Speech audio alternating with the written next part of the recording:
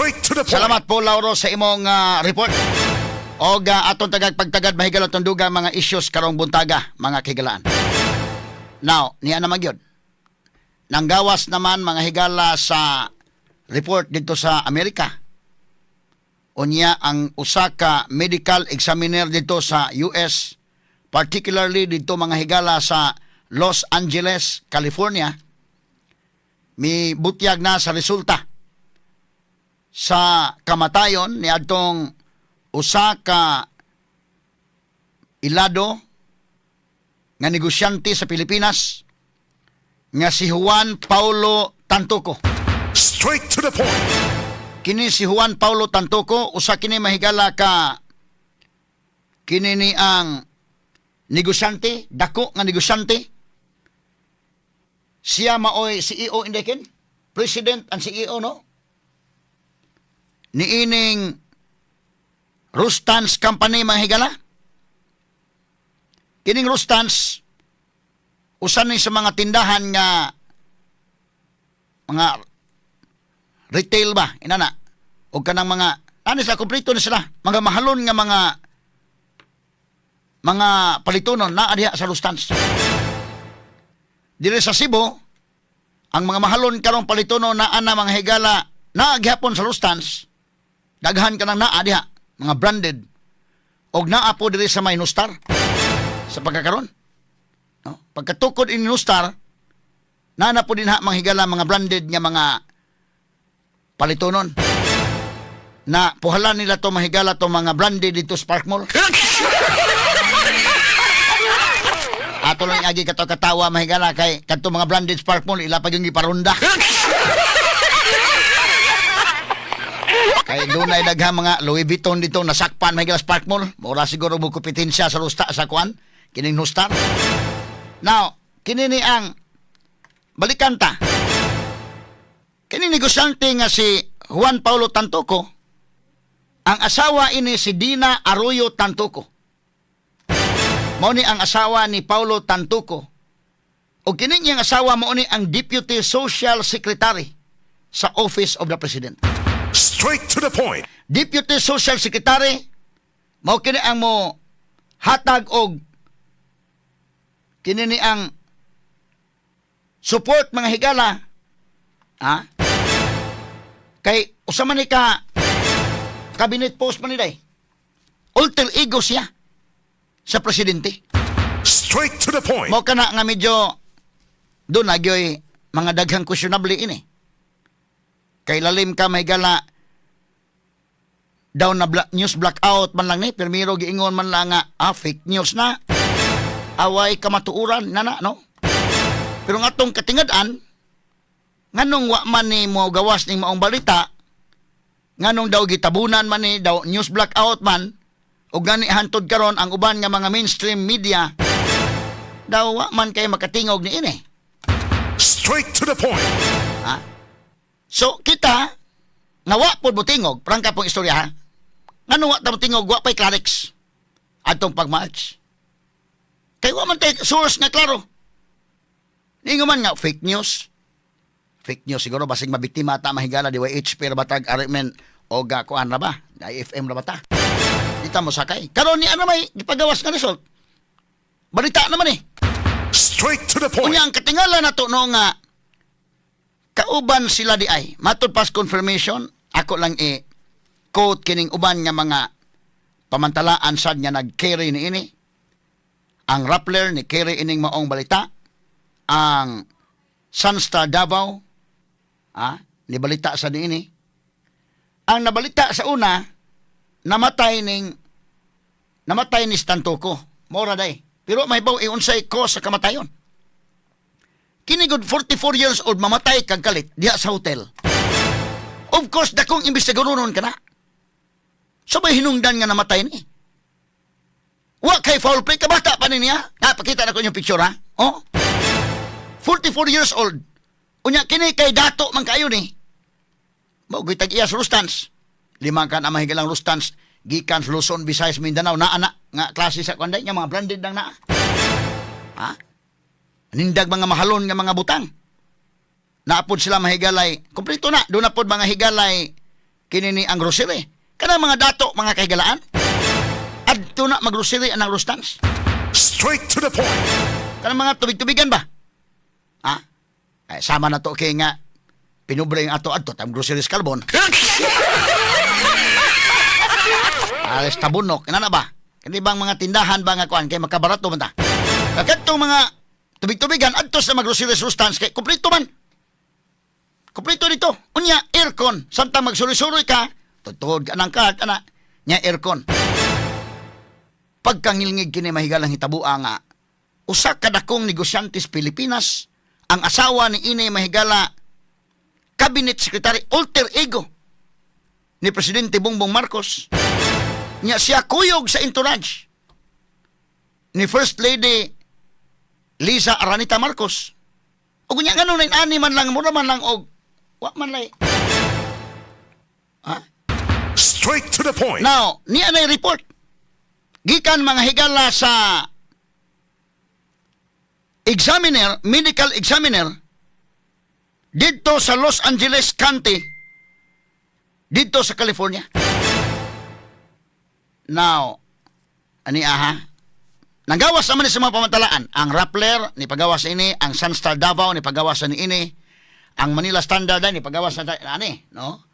Unsa pa uban nga mga media nga ni pagawas, kaya ang uban man pagawas, daw may kisaw. Oh, ang uban ni gawas niya murag na wa magkalit. Ngano ka ha? Mo ka nang daghang katingalahan ba? Yan ni ako basahon na kini ni ang report sa Sunstar Davao. Ha? Matod pa din he. Deputy Medical Examiner confirmed Filipino businessman dies of cocaine overdose in LA, USA. Straight to the point. Sabi ni Saya pa, ang Deputy Medical Examiner ni konfirmar nga usa ka negosyante na matay sa cocaine overdose. Probida no? Drugs gudi ay mahigala. Dito sa LA, sa tinipong bansa, tinipong nasod sa Amerika. Straight to the point. The Los Angeles County Deputy Medical Officer has confirmed that Filipino businessman Juan Paulo Tantuco, 44, died of a cocaine overdose at the Beverly Hilton Hotel in Beverly Hills, USA on March 8, 2025. Straight to the point. Sabi ni Saya pa, ang Los Angeles County Deputy Medical Officer ni konfirmar na gayod nga usa ka Pilipinong negosyante nga si Juan Paulo Tantuco, 44 anyos, namatay tungod kay na overdose sa cocaine dito sa Beverly Hilton Hotel in Beverly Hills. Kining Beverly Hills day mo na yung mapinianan sa mga artista dito day. Nilngigaw yung mga dato ng toa dito na muyo, mga sukintig paminaw. Beverly Hills ni adtong Marso 8, 2025. Straight to the point. Unya, tontiwason, giingon diri. The examiner ruled the death as accidental with cocaine effects as the cause and probable atherosclerotic cardiovascular disease as a contributing factor. Straight to the Sa point. tupan na matay kini, mga higala, sa epekto sa cocaine. O unya ni complicate kini ni ini mahigalang sakit nga atherosclerotic cardiovascular disease. Kining klasiha mahigala sa disease doon na dito comorbidities gudi ay si kuan po dinday ken. Sa bata-bata pa to pero doon ay comorbidities mahigala. Kay kining klase sa sakit mahigala mao ni ang kanang blood vessels ba, mga arteries ni clog up sa ilawom. Mao na nga mura og lisod sa dugo sa pag-flow ngadto sa utok, dito sa kasing-kasing o sa bang bahin sa lawas nga diin makalid kini ngadto sa heart attack, stroke or other serious problems mga higala gumikan kay na dumay nag-clog up man. Straight to the point. Cardio ni nga sakit. So medyo dunay kakulian sa kasing-kasing to daan day. Unya kana bang dunay kakulian dan sa kasing-kasing unya ni gamit og cocaine, dunay comorbidities ni siya daan. Na trigger kini sa paggamit mga higala ining cocaine. Straight to the point. Mao na nga nanay gihambin daan nga sakit. Unya nag-cocaine. Sus Ginoo ko. Mao'y nadangatan mga higala ni. Mao ni Straight ang to the point. resulta. Mao ni ang resulta mga higala nga gipagawas. Kini US man ginagpagawas ani. Di man madani mga higala kuan. Amerika may nagpagawas. Kining cocaine non bisyo ni sa mga dato daykin. Mahal man Kadto mga dato cocaine to nga coke ana cocaine, ha? Nya katong uban magsyabo, di sa ubos-ubos lang tong syabo. Nakatong pobre gyud adto sa rugby.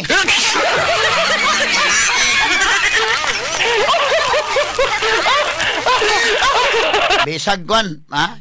Maghala, sige gag drugs, bisag way kwarta, da. Mantinir og marijuana, ang uban mantinir rugby. Pero kadto mga dato, ngilngig tong ila kay cocaine tong ilang panggamiton. Kanagong cocaine murag maglupad ka na sa nakasa kuanday. Iglakaw nimo murag kag matod pa nila. Ano lang i-describe na kay simbakog. Mo kini ang nahitabo, no? Kanang mga anak o mga dato, ay tibalahan ang mga anak mga dato, bantayan ninyo na.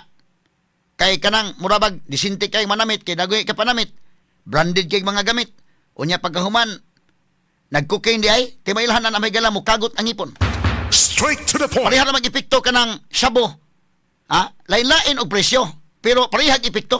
Straight to the point. Tanawang tao may gala og nigamit anang syabo, cocaine, bisag marijuana, kana adik na. Ibaw ani mo murag magpanilap-tilap, murag bitin ba nga kwan. Mukagot ang ipon, nya maghiwi-hiwi ang baba kana timailhan na kana. Ha? Matod pas kanta kana timaan nga ni suyok ka.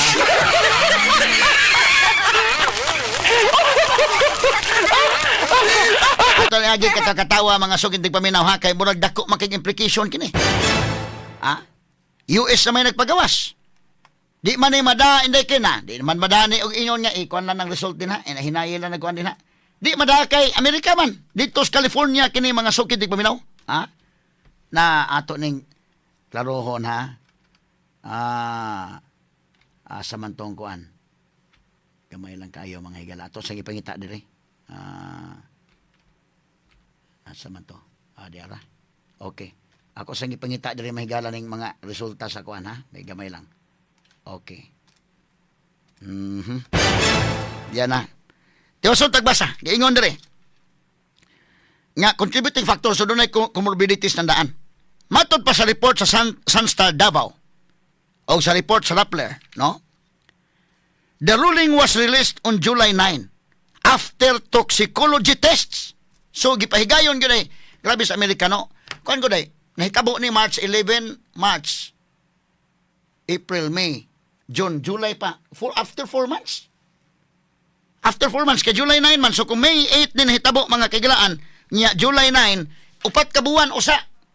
Ang ilasag niya kung dugay-dugay sa gidi ay, no? Pero ilang di ayo da ay ni pag test mahigala unsa gihinungdan sa kamatayon. So dunay toxicology tests nga gihimo. Medyo lisod siguro ang pag-autopsy ani unya ang toxicology test bitaw kay kana magong ang toxic ang mga chemicals mo sa ilawom ba. Itan-aw nya high-tech mga Amerika. So ang ilang laboratory nakakita gyud. Imagine ka July 9 ni gawas ato pa natong Wednesday. Iswayan din ni kuan ha. So Wednesday ni gawas kini ang toxicology test og nasuta nga kini mahigala namatyan ang cocaine gayon. Overdose. Matod pa sa report sa Sunstar Davao, giingon dire. Tantuko, part of the family behind the Rustans retail chain. Mao lagi ni kining negosante kining sa Rustans mahigala nga retail chain. Was in Los Angeles as part of the entourage of First Lady Lisa Aranita Marcos, who promoted the Manila International Film Festival in Hollywood from March 4 to 7, according to Hollywood LA News.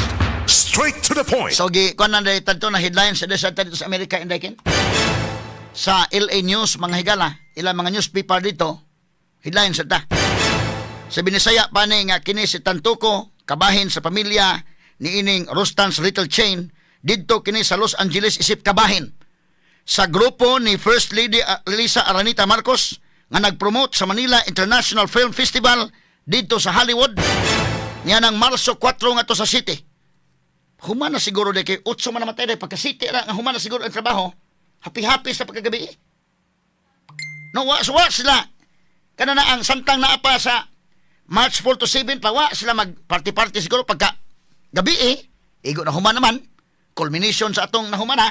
Pala, party sa pagkagabi pagkaugma patay.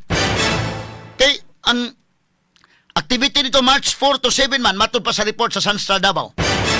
March 4 to 7. Ya pagka 8 patay. Kining maong tagiya substance. Straight to the point. Ya matud pa the Beverly Hills Police Department is handling the case. So, ang pulis mahigala dito sa Beverly Hills Police Department mo naghandle. Unya, his body has been repatriated. So nauli na iyang patayang lawas inday. Pero wa pa to ang result, ang news pa adto nga namatay kining usa ka businessman.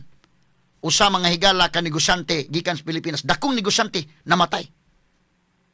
Ang wa mga higala report pa nga ang namatyan cocaine. Kini medyo halawom kini nga tulokibon. Halawom. Ngano man daw wa pa man paminaw na to si Auntie Claire unya baka mga higala. Unsa ilang pamahayag kini gawas man kini. Bisag giunsa ni mahigala kuan mo na giingon nga way asong makumkom. No? Kay mo to daghan to mga balita suna namatay nya shabu may namatyan, cocaine may namatyan, mingon na fake news man na. Karon ni man fake news. Iya matud pa na hold to sila si Lisa Aranita Marcos dito mga kaigalaan kay silang kuyuga dito. Sila man kuyog entourage man yan dito mahigala sa kini ni ang pag-promote nila sa Manila International Film Festival. Pastila no? So nangadto sila sa Amerika kuyog sila dito usa ka hotel sila. Unya mo ni narangatan, imagine ka parehago na mga bata panalitan mag field trip reken. Kana mga bata mag field trip panalitan. Unya simbakog doon ay mamatay anak dito dai simbako lang. Kada field trip sigurado ang maestra dai ma-question magyud nga ano sa may tabo nga namatay man. Straight to the point.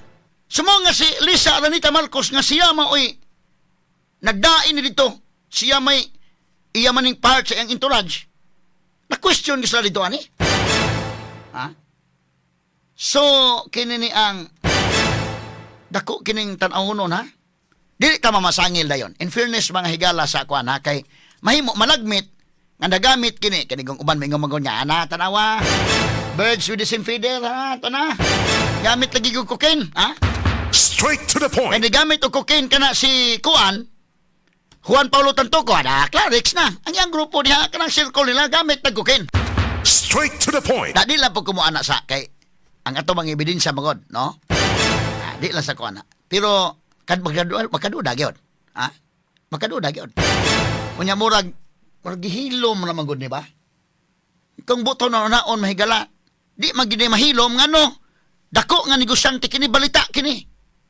Ikaduha, ang asawa ni ini sekretary mga higala.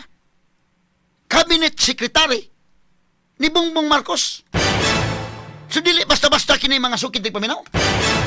Straight to the point. Yang anong daw hilo man? Ma-question na gina. Ako example na ba? Mag-excursion mo dahil mga bata na kuyog, estudyante, o mag-field trip dito sa kuwan na labi nagmutabok og isla. Daghan pa na mga wibir-wibir, pirmahan na. Simbako karon ang mga estudyante ron butanta 5 mo kabuok. Or 20 mo kabuok. Kanang maestra na day, ma-question maka. Ikaw maestra, ikaw may nagkuyog dito sa field trip. Nga day namatay usa sa hotel ninyo. Nga imong estudyante, apil sa field trip. Di malikayan niya ma-question ka, ma'am, unsa may hitabo ma'am? Ikaw maestra mo tingog kay gyud nga ang hitabuan ni anak. Ngano man nga wa man makatingog si Lisa Aranita Marcos ini hantod karon. Straight to the point. Dawa may statement. Ngano man? Nganong hilo man ang Malacañang sukad na to March 8. Si Lisa daw hilo man. Daw makabungog man mga higala nga kahilo. Straight to the point. Unya, matod pa pagbuto ini nga isyu. Dako kini nga isyu dito sa US. Ugunya, na-detain dito si Lisa Aranita Marcos mo to'y unang nanggawas nga report niya. Wa ma-detain. Natural gyud na nga maimbestigaran mo.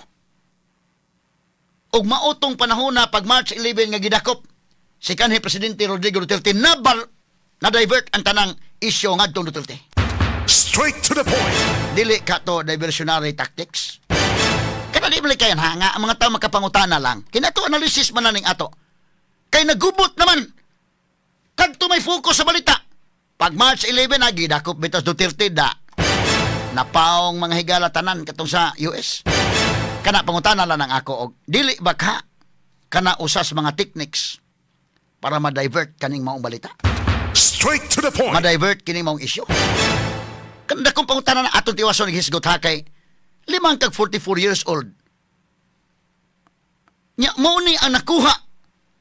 Na naman facts man ni. Di man ni mga higala baka kay ni may resulta sa LA mga kagilaan nga Los Angeles County Deputy Medical Officer may nagbultiyag ani sa ilang toxicology tests. Kining toxicology test ang test ni mahigala sa mga chemicals ba? Gikuha sa lawas sa tao.